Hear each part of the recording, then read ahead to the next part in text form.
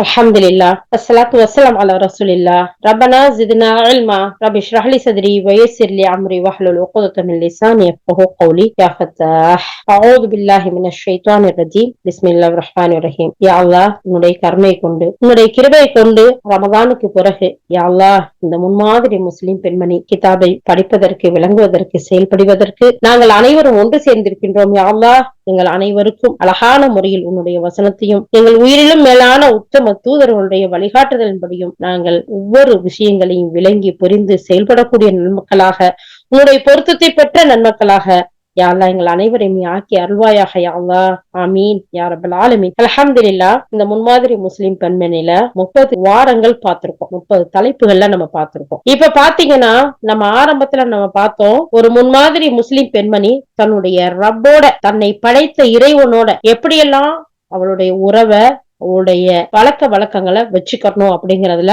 30 ஹெட்லைன்ல அதை பார்த்தோம். அதுக்கு அடுத்து 2வது ஒரு முன்மாதிரி ஒரு முஸ்லிம் பெண்மணி தன்னுடைய ஆத்மாவோட எப்படியெல்லாம் நடந்துக்கணும்னு அந்த அத 3ஆ பிரிச்சு, முதல்ல தன்னுடைய உடல் சம்பந்தமா எப்படியெல்லாம் ஒரு முன்மாதிரி முஸ்லிம் பெண்மணி தன்னுடைய உடலை எப்படி பேணணும், அதுக்கு ஒரு 7 தலைப்பு. அதுக்கடுத்து தன்னுடைய அறிவை எப்படியெல்லாம் வளர்த்து கொள்ளணும், அதுக்கு ஒரு 5 தலைப்பு. தன்னுடைய ஆன்மாவை எவ்வளவு ஆரோக்கியமா வச்சுக்கணும் அப்படிங்கிறதுக்கு ஒரு 3 தலைப்பு. மொத்தத்துல 15 தலைப்புல அதை பார்த்து முடிச்சிருக்கோம். 2வது சாப்டர் முடிச்சிட்டோமா? 3வது சாப்டர்ல ஒரு முன்மாதிரி முஸ்லிம் பெண்மணி தன்னை பெற்றெடுத்த பெற்றோர்களோட எப்படிலாம் நடந்துக்கணும் அப்படிங்கிறதா ஒரு 6 ஹெட்லைன்ல அத பார்த்தோம். 3வது சாப்டரை முடிச்சிட்டோம். இப்ப 4வது சாப்டரா ஒரு முன்மாதிரி முஸ்லிம் பெண்மணி தன்னுடைய கணவனை தேர்ந்தெடுக்கிறதுல, தன்னுடைய குடும்ப வாழ்க்கையில எப்படியெல்லாம் நடக்கணும் அப்படிங்கறதுல, தன்னுடைய கணவனுக்கு கீழ்ப்படிந்து நடக்கணும், நல்ல முறையில நடந்து கொள்ளணும் அப்படிங்கிற ஒரு ஹெட்லைன்ல நம்ம பார்த்து வந்துட்டு இருக்கோம். அந்த வகையில அல்ஹம்துலில்லாஹ், அல்லாஹ்வுடைய தூதர் ஸல்லல்லாஹு அலைஹி வஸல்லம் நிறைய ஹதீஸ்களை, நிறைய வழிகாட்டுதலை, சஹாபிய பெண்களோட அழகிய வழிமுறைகளையும் வழிகாட்டுதலையும் அவங்களுடைய வாழ்க்கை வரலாறுகளையும் தொடர்ந்து பார்த்து வரோம். அந்த வகையில பார்த்தா நபி ஸல்லல்லாஹு அலைஹி வஸல்லம் சொல்றாங்க, ஒரு நல்ல முன்மாதிரி முஸ்லிம் பெண்மணி எப்போதுமே தன்னுடைய குழந்தைகள் மீது அன்பும் பாசமும் இரக்கத்தையும் அப்படியே அள்ளி கொடுத்துக்கிட்டு இருப்பா. தன்னுடைய அன்பால தன்னுடைய கணவனை அரவணைச்சு இருப்பா. இந்த 2ம் எல்லா காலத்திலையும் ஒரு முன்மாதிரி முஸ்லிம் பெண்மணிட்ட இருக்க வேண்டிய முக்கியமான நற்குணம். இந்த நற்குணம் குறைஷி பெண்கள்கிட்ட நிறைவா இருந்துச்சு அப்படிங்கறத அல்லாஹ்வுடைய தூதர் ஸல்லல்லாஹு அலைஹி வஸல்லம் சொன்னாங்க. இந்த ஒரு ஹதீஸோட தான் நம்ம லாஸ்ட் கிளாஸ முடிச்சோம். ஒரு சின்ன ரிவிஷனுக்காக தான் அதை திரும்பவும் சொல்றேன். இப்போ தன்னுடைய குழந்தைகளை பேணி வளர்க்கறதுலயும், கணவனுடைய பொருள்களையும் வீட்டையும் பாதுகாக்கிறதுலயும், வீண் விரயங்களை விட்டு விலகி இருக்கிறதுலயும் குறைஷி பெண்கள் நல்ல முன்மாதிரிகளா திகழ்ந்தாங்க அப்படின்னு அல்லாஹ்வுடைய தூதர் சொல்லிட்டு ஒரு செய்திய சொல்றாங்க. இது சஹீஹ் முஸ்லிம்ல பதியப்பட்டிருக்கு. ஒட்டகங்கள்ல ஏறி செல்கின்ற பெண்கள்லயே மிக சிறந்த பெண்கள் குறைஷி பெண்கள் தான். அவங்க எப்படி இருப்பாங்கன்னா, தங்களுடைய குழந்தைகள் மீது அதிக இரக்கம் உள்ளவர்களா இருப்பாங்க. அடுத்து தங்களுடைய கணவர்களுடைய செல்வத்தை பாதுகாக்கிறதுல அதிக பேணுதல் உள்ளவர்களா இருப்பாங்க அப்படிங்கிற செய்திய அல்லாஹ்வுடைய தூதர் ஸல்லல்லாஹு அலைஹி வஸல்லம் சொல்றாங்க. இது முஸ்லிம் ஷரீஃப்ல பதியப்பட்டிருக்கு. அல்லாஹ்வுடைய தூதர் ஸல்லல்லாஹு அலைஹி வஸல்லம் அவங்களுடைய நாவுல இருந்து வெளிவந்துள்ள இந்த சாட்சி மிக உன்னதமானதா இருக்கு. இந்த குறைஷி பெண்களுக்கு அவர்கள் உயர்ந்த குணங்களை கொண்டு அல்லாஹ்வுடைய தூதரே புகழாரம் சூட்டி இருக்காங்கன்னா, அது அந்த குறைஷி பெண்களுடைய சிறப்பை இன்னும் அதிகப்படுத்தக்கூடியதா இருக்கு அப்படிங்கிறத நமக்கு நம்முடைய உஸ்தாத் நமக்கு சொல்லி கொடுக்குறாங்க. சொல்லி கொடுத்துட்டு ஒரு விஷயத்த சொல்றாங்க. இந்த சாட்சியில இருந்து அல்லாஹ்வுடைய தூதர் ஸல்லல்லாஹு அலைஹி வஸல்லம் ஒவ்வொரு முன்மாதிரி முஸ்லிம் பெண்மணியும் தன்னுடைய குழந்தைகள் மீது அன்பு காட்டுறதுலயும், தன்னுடைய கணவர்களுடைய உடைமைகளை பாதுகாத்து இருக்கிறதுலயும், அன்போட நடந்துக்கிறதுலயும் குறைஷி பெண்களை போன்று வாழணும் அப்படின்னு சொல்லி எல்லா பெண்களுக்கும், அதுலயும் முன்மாதிரி முஸ்லிம் பெண்மணியா வாழணும்னு நினைக்கிற ஒவ்வொரு பெண்களுக்கும் அழைப்பு விடுக்கிறாங்க.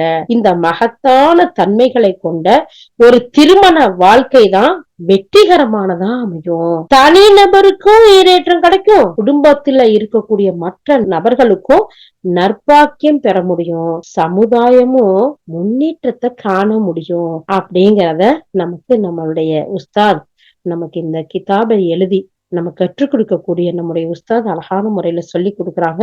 அப்ப அல்லாஹ்வுடைய தூதர் ஸல்லல்லாஹு அலைஹி வஸல்லம் பாத்தீங்களா, குறைஷி பெண்களை எவ்வளவு அழகா வர்ணிச்சிருக்கிறாங்க. அந்த மாதிரி நீங்களும் உங்களுடைய பிள்ளைங்களோட அன்போட இரக்கத்தோட இருக்கணும். உங்களுடைய கணவர்களுடைய சொத்துக்களை பாதுகாக்கணும், பேணணும், அவங்ககிட்ட வீண்வரியம் செய்யக்கூடாது. நீங்க அப்படி வாழ்றது உங்களுடைய திருமண வாழ்க்கை வெற்றிகரமான அமையும். உங்களுடைய தனிநபருடைய வாழ்க்கையில ஈடேற்றம் இருக்கும், குடும்பத்திலையும் நல்ல பாக்கியமான ஒரு குடும்பமா இருக்கும், சமுதாயத்திலையும் ஒரு நல்ல முன்னேற்றத்தை பார்க்கலாம். அப்படிங்கிற அழகான அட்வைஸ நமக்கு சொல்றாங்க இல்லையா? இன்ஷா அல்லாஹ் அப்படிப்பட்ட பெண்களா யா அல்லாஹ் எங்களை ஒவ்வொருவரையும் நீ ஆக்கி வை யா அல்லாஹ். சுப்ஹானல்லாஹ். அதுக்கடுத்து சொல்றாங்க, பெண்ணின் சிறப்பே இங்கதான் இருக்குது. தன்னுடைய கணவரோட அன்பா நடக்கிறதுலயும், அவரை அரவணைத்து அவரோட செயல்பாடுகளை பொறுப்பா நிர்வகிக்கிறதுலயும், காலையில மாலையில இரவுல பகல்ல எல்லா நேரத்திலையும் அவருக்கு நம்ம செய்ய வேண்டிய அந்த அழகான கடமைகள் இருக்க பாத்தீங்களா, அதை செய்யறதுலயும் அவங்களோட மென்மையான அணுகுமுறைகளால அவருக்கு நிம்மதிய, வெற்றிய, பாதுகாப்ப குடுக்கறதுல மட்டுமே ஒரு பெண் சிறப்படைகிறா. சுப்ஹானல்லாஹ். பெண்களுடைய சிறப்பு எப்பேற்பட்டதா இருக்கு பாருங்க. அல்லாஹு அக்பர். அழகுல இருக்கு, சுத்தத்துல இருக்கு, படிப்புல இருக்கு, கல்வியில இருக்கு, பல வகையில இருக்கு. ஆனா அவளுடைய சிறப்பே எல்லாத்தையும் விட சிறந்த சிறப்பு எங்க இருக்கு தெரியுமா?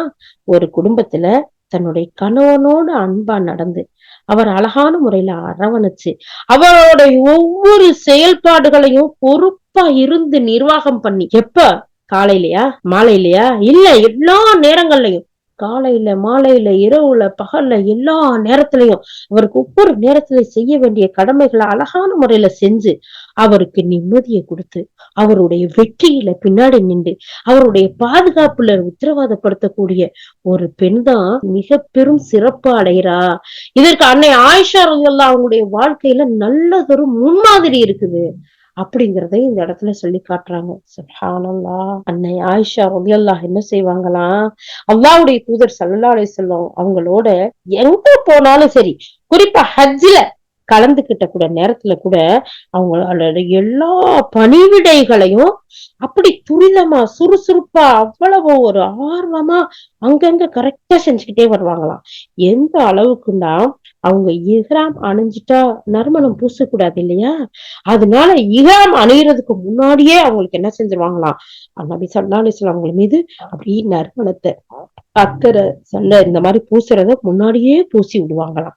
அதுக்கடுத்து அவங்க இஹ்ராம் கலைஞ்சு கடமையான அந்த தவாப முடிக்கிறாங்கல்ல, அந்த அந்த தவாப ஆரம்பிக்கிறதுக்கு முன்னாடியும் அவங்களுக்கு அப்படியே அழகான முறையில நறுமணம் பூசுவாங்களாம். இன்னும் அல்லாஹ்வுடைய தூதர் ஸல்லல்லாஹு அலைஹி வஸல்லம் அவங்களுக்காக அவங்களா, யாரு ஆயிஷா அவங்களா அவங்களே சிறந்த எந்த மாதிரியான அத்தர், எந்த மாதிரியான நறுமணம், எந்த மாதிரியானது அவங்களுக்கு பிடிக்கும் அப்படிங்கறத தேர்ந்தெடுத்து இத அவங்களுக்கு கொடுப்பாங்களாம். இத பல தருணங்கள்ல பல நேரங்கள்ல அன்னை ஆயிஷா ரலியல்லாஹு மகிழ்ச்சியா சந்தோஷமா சொல்லி காட்டுறாங்க. அந்த செய்திகள் எல்லாம் சஹீஹுல் புகாரி, சஹீஹுல் முஸ்லிம் ஆகிய கிதாபுகள்ல ஏராளமா இடம்பெற்றிருக்குன்னு இங்கேயே 1 2 3 4 5 6 செய்திய திரும்ப திரும்ப நபி ஸல்லல்லாஹு அலைஹி வஸல்லம் அவங்களோட நான் போகையில அவங்களோட எப்படியெல்லாம் நான் நடந்துக்கிருவேன் தெரியுமா, அவங்க கிளம்புறதுக்கு முன்னாடியே நான் அவங்களுக்கு அந்த வாசனை திரவியங்களை பூசி விடுவேன், தடவி விடுவேன். அப்ப இதுல என்னன்னா நம்மளோட நெருக்கத்தை, அதாவது அவங்களுக்கு பூசி தடவி விடுறதுன்னா அவங்களோட உடம்போட நம்ம டச் பண்றோம் இல்லையா, அவங்களுக்கு தடவி விடுறோம். அப்ப அது அந்த அந்த நேரத்துல அவங்களுக்கு ஒரு மனசுல ஒரு சந்தோஷம், ஒரு உற்சாகம், ஒரு ஒரு உத்வேகம், ஒரு ஒரு அழகான ஒரு ஆனந்தம். எப்படி சொல்றது, சுப்ஹானல்லாஹ். நம்ம ஒவ்வொருத்தரும் இந்த மாதிரியான அழகிய செயல்கள்ல நம்முடைய கணவனோட ஈடுபாட்டோட, ஆசையோட, அன்போட, அல்லாஹ்வுக்காக, அல்லாஹ் என்னை அவருக்கு கொடுத்த ஒரு அழகிய பெண்மணியா நான் இருக்கிறேன், என்னை ஹலாலாக்கப்பட்டவளா இருக்கிறேன், எனக்கு அவர் ஹலாலாக்கப்பட்ட ஒரு துணையா இருக்கிறாரு அப்படிங்கிற சிந்தனையோட நம்ம ஒவ்வொன்றும் செஞ்சோம்னு வச்சுக்கோங்களேன், அந்த இடத்துல கோபமோ எரிச்சலோ இது கூட இவர் செய்யக்கூடாதா அப்படிங்கறதோ வராது. ஏன்னா அல்லாஹ் சுப்ஹானஹு வ தஆலா இன்னைக்கு நம்ம ஓதி கேட்டோம் இல்லையா, சூரா ரூம் 30வது அத்தியாயம் 21வது வசனம் அல்லாஹ் சுப்ஹானஹு வ தஆலா அதுல சொல்லி காட்டுறான் பாருங்க. வமின் ஆயாத்திஹி அன் ஹலக லக்கும் மின் ஆன்ஃபுசிக்கும் அஸ்வாஜா லிதஸ்குனூ இலைஹா வஜஅல பைனக்கும் மவத்தா வர்ரஹ்மா. அல்லாஹ் சொல்றான் பாருங்க, இன்ன ஃபீ ஸாலிக லஆயாத்தின் லிகௌமி யதஃபக்கரூன். மேலும் அவனுடைய சான்றுகள்ல, அவனுடைய அத்தாட்சிகள்ல ஒன்றா இதுவும் இருக்கு. அப்ப வேறையும் இருக்கு, அதுல இதுவும் ஒண்ணு. அவன் உங்களுக்காக உங்களுடைய இனத்திலிருந்து உங்களுடைய துணைய, உங்களுடைய மனைவிய படைச்சான். நீங்க அவர்கள்ட அமைதி பெறணும் அப்படிங்கிறதுக்காக. மேலும் உங்களிடையே அன்பையும் கருணையையும் தோற்றுவித்தான். நிச்சயமா அல்லாஹ் தஆலா சொல்றான், இன்ன ஃபீ ஸாலிக, நிச்சயமா இந்த செய்தியில சிந்திக்க கூடிய மக்களுக்கு இதுல நிறைய சான்றுகள் இருக்குது. சுப்ஹானல்லாஹ். இத மட்டும் நான் எடுத்து பேசணும்னா மணிக்கணக்குல பேசலாம். எப்பேற்பட்ட எங்கேயுமே நம்ம ஒரு சிலருக்கு உறவுகள்ல திருமணங்கள் நடந்திருக்கும், ஒரு சிலருக்கு யாருன்னே தெரியாது. எங்க பிறந்தாங்க, எங்க வளர்ந்தாங்க, அவங்களுடைய குடும்பம் என்ன, எதுவுமே தெரியாது. ஆனா இந்த திருமணத்தின் மூலம் இருவரும் ஒண்ணு சேரையில அந்த அன்பு, அந்த கருணை, அந்த பாசம், அந்த இரக்கம், சுப்ஹானல்லாஹ், இதெல்லாம் அல்லாஹ் நமக்கு கொடுத்த மிகப்பெரிய அத்தாட்சின்னு சொல்றான். சிந்திக்கக்கூடிய மக்களுக்கு இதுல நிறைய செய்தி இருக்குங்கன்னா இந்த இடத்துல அல்லாஹ் தாலா அப்ப ஒரு கணவனுக்கு ஒரு மனைவி எந்த அளவுக்கு நிம்மதியா அமைதியா கொடுக்கணும் அப்படிங்கறத அல்லாஹ் தாலா சொல்றான் பாத்தீங்களா. அதே மாதிரிதான் மனைவிக்கும் தன்னுடைய கணவன் நிம்மதியும் கொடுக்கணும், அமைதியும் கொடுக்கணும், அரவணைப்பையும் கொடுக்கணும். எல்லாம் ரைட் ஆப்போசிட், ரெண்டு பேரும் ஈச் அதர் ஈக்குவல். மாஷா அல்லாஹ். சூரத்து நிசால அல்லாஹ் தஆலா சொல்றான், பெண்களை விட ஆண்களை ஒருபடி உயர்வா படைச்சிருக்கேன்னு சொல்றான். சுப்ஹானல்லாஹ். அப்ப நம்ம அந்த கணவனோட எவ்வளவு அன்போடையும் இரக்கத்தோடையும் கருணையோடையும் பணிவிடை செய்யக்கூடியவர்களா இருக்கணும் அப்படிங்கிறதுக்கு ஆயிஷா ரலியல்லாஹு அன்ஹா அவ்வளவு செய்திகளை சொல்றாங்க. ஒரு அறிவிப்புல சொல்றாங்க, இஹ்ராம் அணிந்த நேரத்துல அல்லாஹ்வுடைய தூதர் ஸல்லல்லாஹு அலைஹி வஸல்லம் அந்த இஹ்ராம் அந்த அணியறதுக்காக, அவங்க போடுறதுக்காக முன்னாடியே நான் நறுமணம் பூசுவேன். அது போல இஹ்ராம்ல இருந்து விடுபட்டதுமே கௌபாவ தவாசகருக்கு முன்னால நான் நறுமணம் பூசி விடுவேன். பாருங்க அவங்களோட எவ்வளவு அட்டாச்சா க்ளோஸ்டா இருந்திருக்காங்க. இந்த புகாரில வரக்கூடிய செய்தி, சஹீஹ் முஸ்லிம்ல இதே மாதிரி செய்தி, அடுத்தும் சஹீஹ் முஸ்லிம்லயும் புகாரிலையும் ரெண்டுலயும் அதே மாதிரியான செய்திகள். அடுத்து அன்னை ஆயிஷா ரலியல்லாஹு சொல்றாங்க, நபி ஸல்லல்லாஹு அலைஹி வஸல்லம் இருக்காங்கல்ல, அவங்க ரமலான்ல இத்திகாஃப் இருப்பாங்க பாத்தீங்களா. அப்படி இருக்கும்போது ஆயிஷா ரலியல்லாஹு அவங்க நபி அவர்களுக்கு தலவாரி விடுவாங்க, தலையை கழுவி விடுவாங்க அப்படிங்கிற செய்தியையும் இந்த இடத்துல சொல்றாங்க. ஆயிஷா ரலியல்லாஹு சொல்றாங்க, அல்லாஹ்வுடைய தூதர் ஸல்லல்லாஹு அலைஹி வஸல்லம் மஸ்ஜித் அந்த உள்ள இருந்து தலைய நீட்டுவாங்க, நான் அவங்களுக்கு தலைய வாரி விடுவேன். ஈத்திகாஃப் இருக்கிற போது சுய தேவைக்காகவே தவிர வீட்டுக்குள்ள வரமாட்டாங்க. ஆனாலும் இத்திகாஃப் இருக்காங்க, 10 நாளைக்கு அல்லாஹ்வின் பக்கம் எந்த உலக தேவையிலும் ஈடுபடல. ஆனாலும் கணவன் மனைவிக்குள்ள ஒரு பந்தம், ஒரு பாசம். அந்த நேரத்துல உடல் உறவு தவிர்க்கப்பட வேண்டும், அல்லாஹ் சுப்ஹானஹு வ தஆலா தடை செஞ்சிருக்கான். ஆனாலும் பாருங்க, அந்த உள்ள இருந்து வெளியே நீட்டி அந்த மனைவியுடைய கையால அந்த தலையை சீவி விடும்போது, அந்த தலையை வாந்து விடும்போது, சுப்ஹானல்லாஹ், அந்த தலைக்கு கொஞ்சம் எண்ணெய் தேய்ச்சி விடும்போது, சுப்ஹானல்லாஹ், அல்லாஹு அக்பர், இது தடுக்கப்படல. அல்லாஹ் சுப்ஹானஹு வ தஆலா இத தடுக்கல. இது சஹீஹ் முஸ்லிம்ல வரக்கூடிய ஒரு செய்தி. அன்னை ஆயிஷா ரலியல்லாஹு அப்படியே பூரிப்பா சந்தோஷமா தன்னுடைய கணவனுக்கு தான் செஞ்ச பணிவிடைகளை, அவங்களுக்கு செஞ்ச அழகான ஹிதுமத்களை சொல்லி காட்டுறாங்க பாருங்க. அதுக்கு அடுத்து சொல்றாங்க, சஹீஹ் முஸ்லிம்ல இன்னொரு அறிவிப்புல வருது, அல்லாஹ்வுடைய தூதர் ஸல்லல்லாஹு அலைஹி வஸல்லம் இஅ்திகாஃப் இருக்கும்போது பள்ளிவாசல்ல இருந்து தலையை என்கிட்ட நீட்டுவாங்க. நான் அந்த நேரத்துல மாதவிடாய் ஏற்பட்ட ஒரு நிலையில நான் இருந்தேன். ஆனா அவங்களது தலைய கழுவி விடுவேன் அப்படிங்கிற ஒரு செய்தியையும் பதிவு செஞ்சிருக்காங்க. இது முஸ்லிம் ஷரீஃப்ல பதியப்பட்டிருக்கு. பாருங்க, பாத்தீங்களா, அல்லாஹு அக்பர். அந்த நேரத்துல கூட அவங்க இவ்வளவு ஒரு அழகா தன்னுடைய கணவனுக்கு பணிவிடை செஞ்சிருக்கிறாங்க. அவங்களுடைய கடமைகளை அழகான முறையில செஞ்சிருக்காங்கன்னு பாத்தீங்களா. கணவருடைய கடமையாற்றுவதை பற்றி ஸல்லல்லாஹு அலைஹி வஸல்லம் அவங்களுக்கு அன்னை ஆயிஷா ரலியல்லாஹு சொல்லக்கூடிய விஷயங்கள் சுப்ஹானல்லாஹ் ரொம்ப அற்புதமானது. கணவனுக்கு கடமையாற்றுவதை பற்றி ஆயிஷா ரலியல்லாஹு கூறியுள்ள ஒரு அறிவுரை ரொம்ப மிக ஆழமானதா இருக்கு. அதே நேரத்துல அழுத்தமானதா இருக்கு அப்படின்னு சொல்லிட்டு ஒரு விஷயத்த சொல்றாங்க. பெண்களே, உங்கள் கணவருக்கு நீங்கள் ஆற்ற வேண்டிய கடமையின் முக்கியத்துவத்தை தெரிஞ்சுக்கிண்டா உங்கள் கணவரின் பாதத்தில் படிந்துள்ள தூசிகளை உங்களுடைய கன்னத்தால தொடச்சு சுத்தம் செய்வீங்க. சுப்ஹானல்லாஹ். அல்லாஹு அக்பர், அல்லாஹு அக்பர். இது முஸ்னத் பஸார் சஹீஹ் இப்னு ஹிப்பான்ல பதியப்பட்டிருக்கு. அன்னை ஆயிஷா ரலியல்லாஹு சொல்றாங்க பாருங்க, உங்களுடைய கணவனுக்கு செய்ய வேண்டிய கடமைய பத்தி ஒரு அறிவுரை ஆழமானதா அழுத்தமானதா இருக்கு. இதை கேட்டுக்கோங்க. பெண்களே, நீங்க மட்டும் உங்களுடைய கணவருக்கு செய்ய வேண்டிய இந்த கடமையோட முக்கியத்துவத்தை தெரிஞ்சுக்கிட்டீங்கன்னா, சுப்ஹானல்லாஹ், அவர் கால்ல படிஞ்ச தூசிய உங்க கன்னத்தால தொடச்சு நீங்க கிளீன் பண்ணுவீங்க, பணிவிடை செய்வீங்க அப்படின்னு சொன்னா எந்த அளவுக்கு அவங்க உயர்வை காட்டுறாங்க. எந்த அளவுக்கு ஒரு பெண் தன்னுடைய கணவனோட பணிஞ்சு பணிவிடை செய்யணும், அன்போட இருக்கணும், இரக்கத்தோட இருக்கணும், அவங்களுக்கு உதவியா இருக்கணுங்கிறத இதுக்கு மேல சொல்லி காட்டுறதுக்கு ஒரு வார்த்தை இல்லை, இல்லையா? அப்போ கணவருக்கு செய்ய வேண்டிய பணிமுறைகள்ல அதோட அவசியத்தை ஆயிஷா ரலியல்லாஹு அந்த அளவுக்கு வலியுறுத்தி சொல்றாங்க. அவங்களுடைய வார்த்தைகளோட எவ்வளவு ஆழமானதா இருக்குங்கிறத நம்ம கவனிக்கணும். இப்படி சொல்றது மூலம் உம்முல் முஃமினீனான அன்னை ஆயிஷா ரலியல்லாஹு நம்பிக்கையாளர்கள் அன்னை அவங்க கணவரை பேணுவதோட அவசியத்தை எல்லா பெண்களோடைய சிந்தனைகளையும் பதிய வைக்க நாடுறாங்க. அதனால தன்னுடைய கணவரை விட தானே சிறந்தவள்ண்டு, மேன்மையானவள்ண்டு, உயர்ந்தவள்ண்டு பெருமை அடிக்கக்கூடிய பெண்கள் அந்த வரட்டு கௌரவத்தை எல்லாம் விட்டுறணும். அந்த எண்ணத்தை எல்லாம் தன்னுடைய கல்வில இருந்து நீக்கிறணும். ஆணவம் குடும்ப வாழ்க்கையோட கோட்டைய அடியோட தகர்த்துரும். அந்த வாழ்க்கையவே நரகமாக்கிறோம், நாசமாக்கிறோம். அதனால ஒவ்வொரு பெண்ணும் தன்னுடைய கணவனுக்கு செய்ய வேண்டிய கடமைகளை உணர்ந்து அதை புரிந்து செஞ்சா அது அழகான சிறந்த நற்குணங்கள்ல ஒன்றா இருக்கும். இந்த சிறந்த நற்குணம் அறியாமை காலத்துல கூட, அந்த இஸ்லாம் வர்றதுக்கு முன்னாடி கூட அந்த நற்குணங்கள் இருந்திருக்கு. அதுக்கு பின்னாடி இஸ்லாம் வந்ததுக்கு பின்னாடி அவங்களுடைய நற்குணத்தை அழகான முறையில சீராக்கி செம்மைப்படுத்தி அதை மெருகூட்டக்கூடியதா இருந்திருக்கு.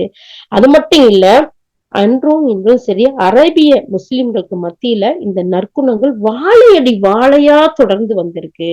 அங்கு தாய்மார்கள்லாம் தங்களுடைய பெண் மக்களை திருமணம் முடிச்சு அனுப்பும் போது அவங்க அழகான முறையில அட்வைஸ், நல்ல அறிவுரை சொல்லி அனுப்புவாங்க.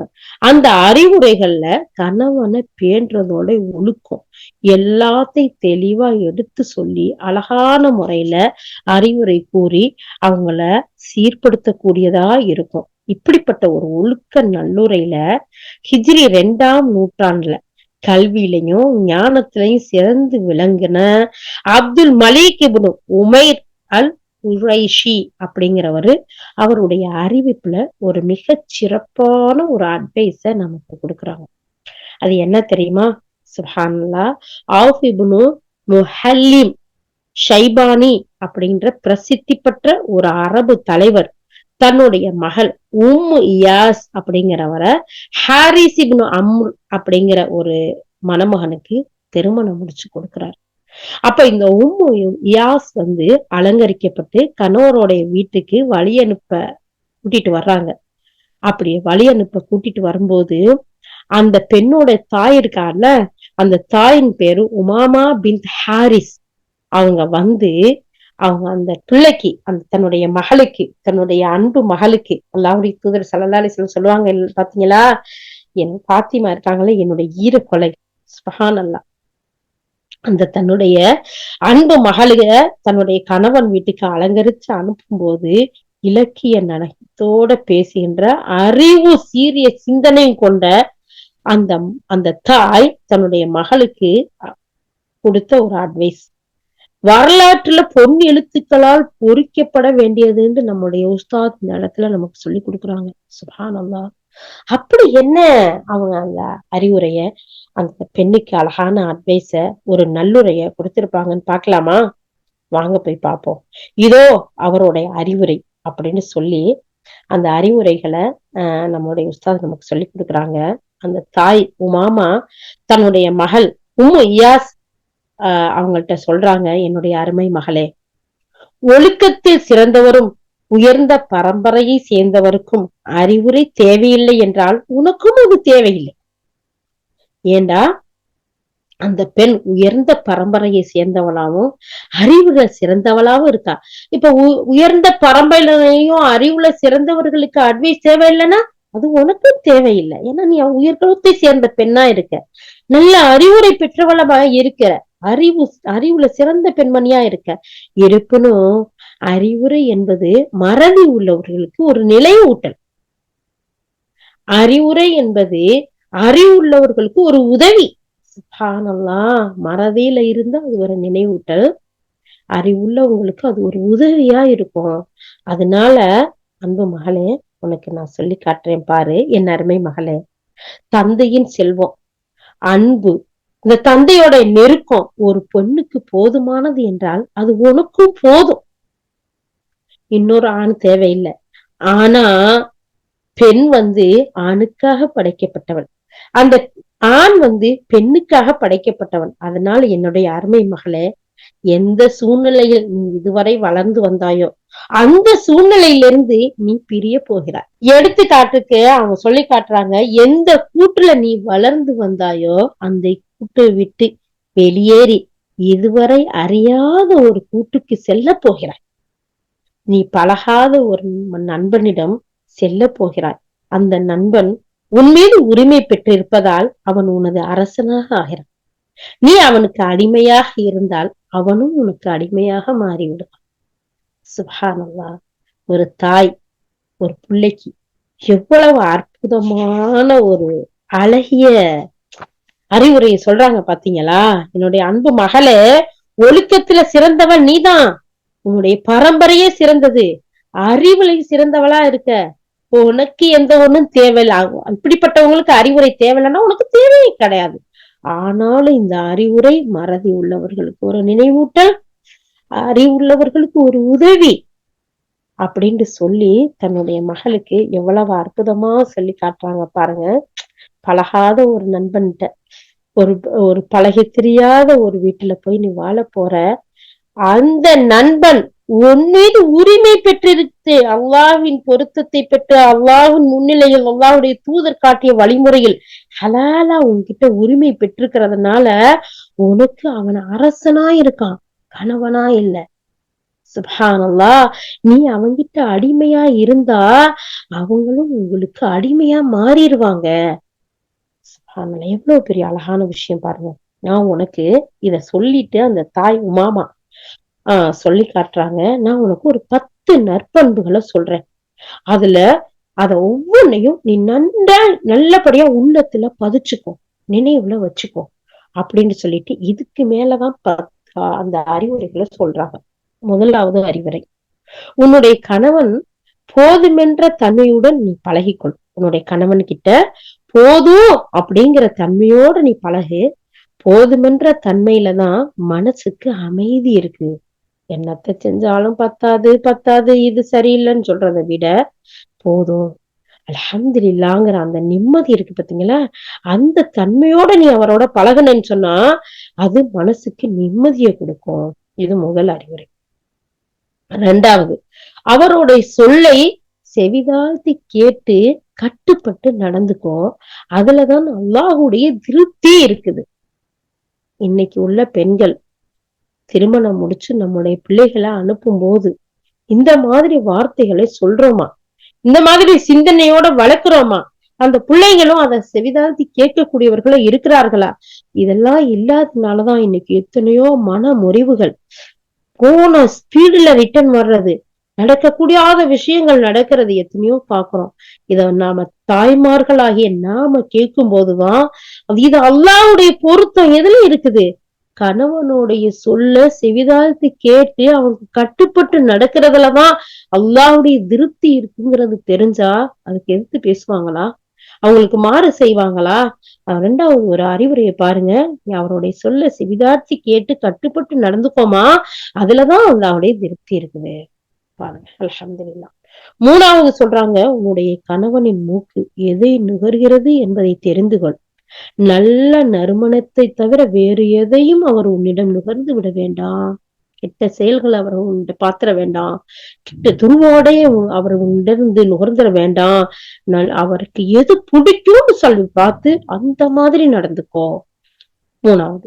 4வது சொல்றாங்க, உன்னுடைய கணவரின் கண் எதை பார்க்கிறதுங்கிறத கவனிச்சு பார்த்துக்கோ. அருவருப்பான எதையும் உன்னிடத்தில் அவர் பார்த்து விட வேண்டாம். சுப்ஹானல்லாஹ், அல்லாஹு அக்பர். அதுக்கடுத்து அந்த தாய் சொல்றாங்க, உன்னுடைய கண்களுக்கு சுருமாயிட்டுக்கொள், அது கண்களுக்கு கவர்ச்சி தரும். குளித்து சுத்தமா இருந்துக்கோ. தண்ணீரும் நறுமணங்களில் ஒன்று, அதனால குளிக்காம சுத்தமில்லாம இருந்துராத. கண்ணுக்கு சுருமா போட்டு கண்ணை கவர்ச்சியா வச்சு அருவருப்பான எந்த ஒண்ணும் உன்கிட்ட இல்லாம சுத்தமா குளிச்சு நீட்டா இருந்துக்கோ அப்படின்னு அந்த தாய் தன்னுடைய மகளுக்கு அறிவுரை சொல்றாங்க. 5வது, கணவர் உணவு உண்கிற நேரங்களை நன்கு அறிந்து வைத்துக்கொள். பசிங்கிறது இருக்குதுல்ல, அது குளிர்ந்து விட்டு எரியும் நெருப்பு. அதனால அந்த கணவனுக்கு எந்த நேரத்துல பசிக்குங்கிறத தெரிஞ்சு அவருக்கு தகுந்த மாதிரி நடந்துக்கும். ஏன்னா பசி வந்தா நம்ம ஊர்ல சொல்லுவாங்க பாத்தீங்களா, 10ம் பறந்துடுமா. அந்த மாதிரி இருக்கக்கூடாது. பசிங்கிறது ஒரு கொழுந்து விட்டு எரியும் நெருப்பை போன்றது. அதனால அவருடைய பசியை அறிஞ்சு அவருக்குரியத கரெக்டா செஞ்சுக்கோ. அடுத்து 6வது அட்வைஸ், அவர் தூங்குகின்ற பொழுது அமைதி காத்துக்கொள். தூக்கத்தை கெடுப்பது எரிச்சல் ஊட்டக்கூடிய ஒரு செயலா இருக்கு. அதனால அவர் தூங்கும் போது நீ அமைதியா அவரை தூங்க விடு அப்படின்றத அழகா சொல்லி காட்டுறாங்க. அதுக்கு அடுத்து 7வது, அவரது உறவினர் மற்றும் குடும்பத்தினரை பேணி பாதுகாத்துக்கோ. அதன் மூலம்தான் குடும்பத்தை அழகிய முறையில் நல்ல முறையில் நிர்வகிக்க முடியும். அதனால அவருடைய உறவினர்கள் இருக்காங்கல்ல, அவங்களுடைய குடும்பத்தார் இருக்காங்கல்ல, அவங்களோட அழகான முறையில நீ நடந்துக்கோ அப்படின்னு சொல்றாங்க. 8வதா சொல்றாங்க, கணவரின் செல்வத்தை பாதுகாத்துக்கொள். அதன் மூலம்தான் குடும்பத்தை அழகிய முறையில சீர்படுத்த முடியும். அதை வீண் விரயம் பண்ணிராத, வீணாக்கிடாத, பொடுப்போக்கா இருந்துராத. கணவனோட செல்வத்தை பாதுகாத்துக்கிறதுலதான் குடும்பத்தோட மூலாதாரமே இருக்கு. அழகிய முறையில் சீரா நம்ம குடும்பத்தை கொண்டு போக முடியும். அதனால அவருடைய செல்வத்தை அழகா பாதுகாத்துக்கோ. 9வது, கணவனுடைய ரகசியத்தை பகிரங்கப்படுத்தாத. ஏதாச்சும் ரகசியமா ஏதாச்சும் ஒரு விஷயத்த ஒண்ணு சொல்லி இருந்தா அத ஒவ்வொருத்தட்டையா போன் பண்ணி மெசேஜ் பண்ணி சொல்லி பகிரங்கப்படுத்தாத. அதனால் அவரது வஞ்சகத்துக்கு நீ ஆளாக நேரிடும். ஏன்னா ரகசியமா ஒரு விஷயத்த அமானாவா சொல்லும் போது தன்னுடைய மனைவியிட அத அழகான முறையில அந்த அமானிதத்தை அந்த ரகசியத்தை பேணி பாதுகாக்கணும். அப்படி இல்லாட்டி அதுவே பிரச்சனைக்கு வழிவகுக்கும் அப்படிங்கறத சொல்லிட்டு 10வதா சொல்றாங்க, அவரது கட்டளைக்கு மாறு செய்யாதே. அதனால் அவரை கோபமூட்டியவளா ஆகிவிடுவாய். அவர் எதை சொல்றாரோ அவர் எல்லுண்டா நீ என்னையா நில்லு சொல்லுவாங்க இல்லையா. அப்போ அவரது கட்டளைக்கு நீ மாறு செய்யாதே. அதனால் நீ அவருக்கு கோபத்தை ஏற்படுத்தியவளா ஆயிடுவா. அதனால என் அருமை மகளே, கணவர் துயரத்துல இருக்கும்போது நீ மகிழ்ச்சியா இருப்பதை தவிர்த்துக்கோ. அது ஒழுக்க குறைவான செயலு. அவர் ஒரு கவலையில அவர் ஒரு துக்கத்துல இருக்கும்போது நாம சிரிச்சுக்கிட்டு பேசிக்கிட்டு மகிழ்ச்சியா இருந்தா அது சரியா இருக்குமா? இருக்காது. அது ஒழுக்கம் இல்லாத செயலுமா அப்படின்னு சொல்லிட்டு அடுத்து சொல்றாங்க, அவர் மகிழ்ச்சிட்டு இருக்கும்போது நீ கவலையா இருப்பதை தவிர்த்துக்கோ. அது உங்களுடைய இருவருடைய மகிழ்ச்சியும் கெடுத்துரும்.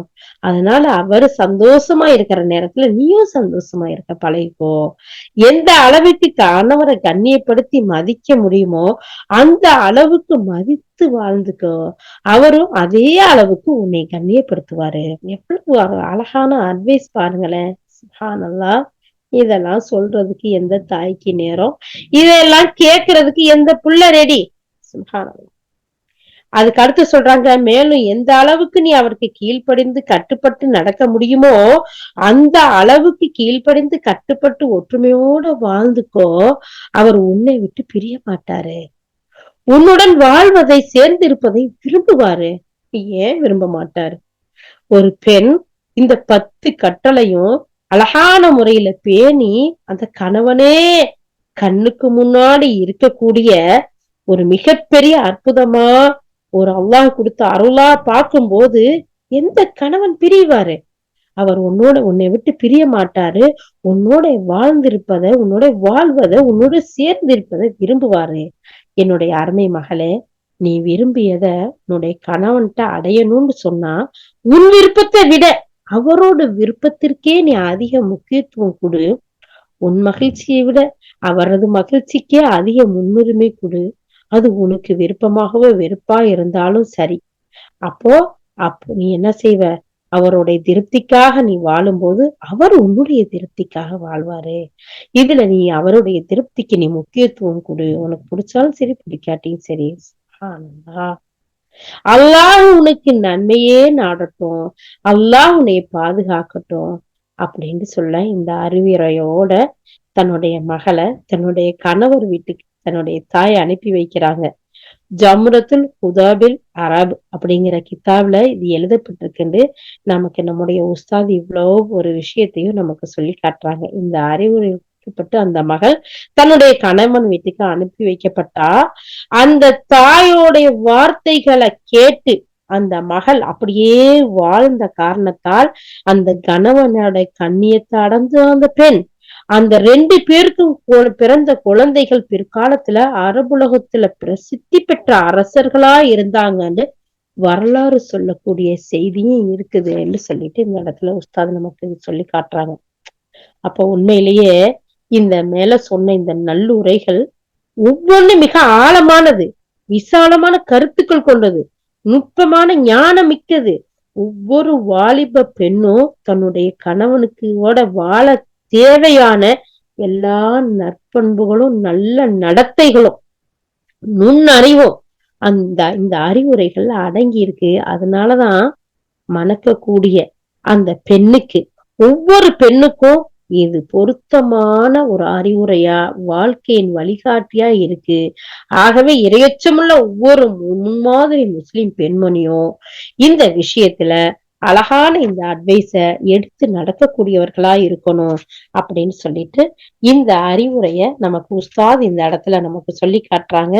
பாருங்களேன், அறியாமை காலத்துல இஸ்லாம் வர்றதுக்கு முன்னாடியே ஒவ்வொரு பெண்ணுக்கும் அந்த தாய் இவ்வளவு அழகா அறிவுரை சொல்லியிருப்பாங்கன்னா, இஸ்லாம் வந்ததுக்கு பின்னாடி அதை அவங்களுக்கு நெறிப்படுத்தி அழகான முறையில காட்டுச்சு. அதனாலதான் அல்லாஹ்வுடைய தூதர்கிட்ட அன்னை ஆயிஷா ரலியல்லாஹு எந்த அளவுக்கு பணிவிடை செஞ்சாங்க, அதை பத்தி எவ்வளவு வலியுறுத்தினாங்க, அதை வலியுறுத்துறதுக்கு எவ்வளவு முக்கியத்துவமான வார்த்தை சொல்றாங்க. பெண்களே, உங்களுடைய கணவருக்கு ஆற்ற வேண்டிய கடமையோட முக்கியத்துவத்தை நீங்க தெரிஞ்சுக்கிட்டீங்கன்னா, அவர்கள் காலில் பட்டிருக்க தூசி உங்க கண்ணத்தால தொடச்சு விடுவீங்க. துணியால தொடச்சாலே இப்ப போதுமானது இல்லையா? சுப்ஹானல்லாஹ். அப்போ அல்லாஹு அக்பர், அல்லாஹு அக்பர். அந்த அளவுக்கு கணவனுக்குரிய முக்கியத்துவம், அவருக்குரிய தகுதி, உயர்வு, அந்தஸ்து நம்ம கிட்ட இருக்குது அப்படிங்கிற சொல்றாங்க. எவ்வளவு அழகா அந்த பெண்மணி சொன்னாங்க பாத்தீங்களா? எப்பயுமே பழகாத ஒரு நண்பன் கிட்ட நீ பழக போற, உன்கிட்ட அவர் உரிமை பெற்றிருக்கிறதுனால உனக்கு அரசனா அவர் வர்றாரு. நீ அவருக்கு அடிமையா இருந்தா அவரும் உனக்கு அடிமையா மாறிடுவார். சுப்ஹானல்லாஹ், சுப்ஹானல்லாஹ். இதையெல்லாம் கேட்டு வளர்ந்தா, இந்த மாதிரி அட்வைஸுகளோட வாழ்ந்தா, தாய்மார்கள் இப்படி ஒரு அட்வைஸ சொல்லி கொடுத்து வளர்த்தா அந்த பிள்ளைங்க எப்படி இருப்பாங்க? சீரியலையும் சினிமாவையும் பார்த்து சீரழிஞ்சு போகாம அவங்களுடைய வாழ்க்கை எவ்வளவு உன்னதமானதா இருக்கும். சுப்ஹானல்லாஹ் சொல்லி காட்டுறாங்க. மிகப்பெரிய அறிஞர்களை பெற்றெடுத்தாங்க. ஏன் இருக்காது? அந்த கணவனும் மனைவியும் இந்த அழகான அட்வைஸ் படி வாழ்ந்தா எவ்வளவு ஒரு அற்புதமான குடும்ப வாழ்க்கையை அவங்க அமைச்சிருப்பாங்க.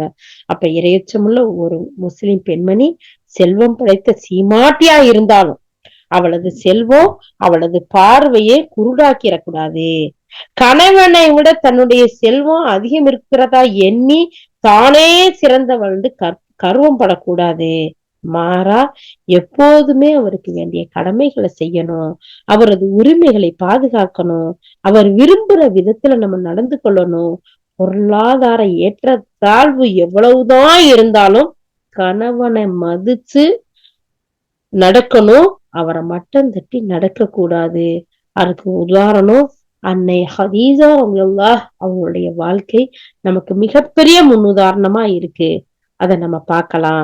அது மட்டும் இல்ல, வரலாற்றுல அல்லாஹுடைய தூதருடைய வாழ்க்கைய அவங்களுடைய காலத்துல வாழ்ந்த சஹாபகாக்கள், சஹாபிய பெண்கள் எப்படியெல்லாம் வாழ்ந்தாங்க அப்படிங்கிறதுக்கு மிகப்பெரிய எடுத்துக்காட்டா ஒரு ஆதாரமா அப்துல்லாஹ் இப்னு மஸ்ஊத் ரலியல்லாஹு அவங்களும் அவங்களுடைய மனைவி ஜெயினப் ரலியல்லாஹு அவங்களும் இருந்தாங்கங்கிற ஒரு விஷயத்தை இந்த இடத்துல சொல்லி காட்டுறாங்க. இந்த இடத்துல ஜெயினப் ரலியல்லாஹு சொல்றாங்க, நான் பள்ளியில இருந்தேன். அப்போ அல்லாஹ்வுடைய தூதர் ஸல்லல்லாஹு அலைஹி வஸல்லம், பெண்களே உங்களின் நகைகள் இருந்து தர்மம் செய்யுங்க அப்படின்னு சொன்னாங்க. நான் என் கணவர் அப்துல்லா இப்னு மஸ்ஊத் தானே, அப்ப அவங்க கிட்ட நான் சொன்னேன், கேட்டேன், என்னுடைய அரவணைப்புல உள்ள அனாதைகளுக்கு நான் செலவழிக்க கூடியவளா இருந்தேன். எனவே என்னுடைய கணவரிடம் நான் உங்களுக்காகவும் என்னோட அரவணைப்புல இருக்கிற இந்த வளர்ற அனாதைகளுக்காகவும் எனது பொருளாதாரத்தை செலவழிக்கிறது தர்மமாகுமா அப்படின்னு சொல்லிட்டு அல்லாஹ்வுடைய தூதர்கிட்ட கேட்டு வந்து சொல்லுங்களேன் அப்படின்னு சொல்லி நான் சொன்னேன். யாரு? ஜெயினப் ரலியல்லாஹு அவங்களுக்கு நடந்த நிகழ்வ அவங்க இந்த இடத்துல பதிவு செய்யறாங்க. அந்த செய்தியை நமக்கு உஸ்தாத் நமக்கு சொல்லி கொடுக்குறாங்க.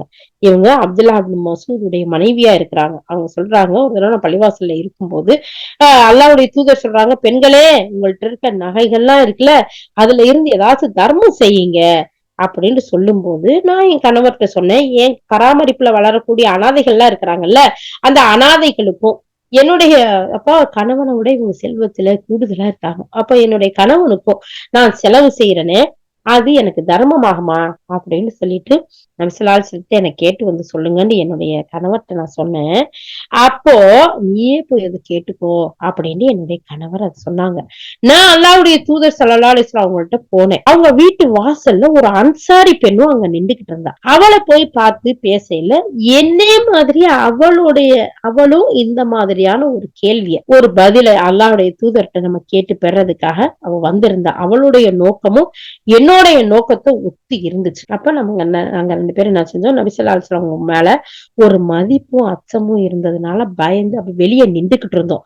அந்த நேரத்துல பிலால் ரலியல்லாஹு அந்த இடத்துக்கு வந்தாங்க. அப்ப வந்ததுமே நான் வந்து என்ன செஞ்சேன், என்னுடைய கணவனுக்கும் என்னுடைய பராமரிப்பு உள்ள அனாதைகளுக்கும் நான் செலவழிக்கிறது எனக்கு தர்மமாகுமான்னு அல்லாஹ்வுடைய தூதர்கிட்ட கேளுங்க அப்படின்னு சொல்லிட்டு, நாங்க யாருங்கிறது சொல்ல வேண்டாம் அப்படின்னு சொன்னேன். உடனே பிலால் ரலியல்லாஹு போய் என்ன செஞ்சாங்க, உள்ள போய் அல்லாஹ்வுடைய தூதர்கிட்ட சொன்னாங்க, இந்த ரெண்டு பெண்கள் வந்திருக்கிறாங்க, அவங்க இந்த மாதிரி ஒரு கேள்வியை கேக்குறாங்க அப்படிங்கறத சொன்னாங்க. இத கேட்டதும் அல்லாஹ்வுடைய தூதர் சொல்றாங்க, அந்த இருவரும் யாருன்னு கேக்குறாங்க. அதுக்கு வந்து பிலால் ரலியல்லாஹு சொல்றாங்க, ஒருத்தர் வந்து அன்சாரி பெண் ஜைனபு வந்திருக்கிறாங்க அப்படின்னு சொல்றாங்க. ஓ, எந்த ஜைனபு அப்படின்னு கேக்குறாங்க. அப்போ அப்துல்லாஹ் இப்னு மஸ்ஊதுடைய மனைவி ஜைனபு அப்படின்னு பிலால் ரலியல்லாஹு பதில் சொல்றாங்க. அப்ப அல்லாஹ்வுடைய தூதர் ஸல்லல்லாஹு அலைஹி வஸல்லம் அந்த ரெண்டு பேருக்கும் ரெண்டு நன்மை இருக்குன்னு சொல்லு. எப்படி அந்த ரெண்டு நன்மை?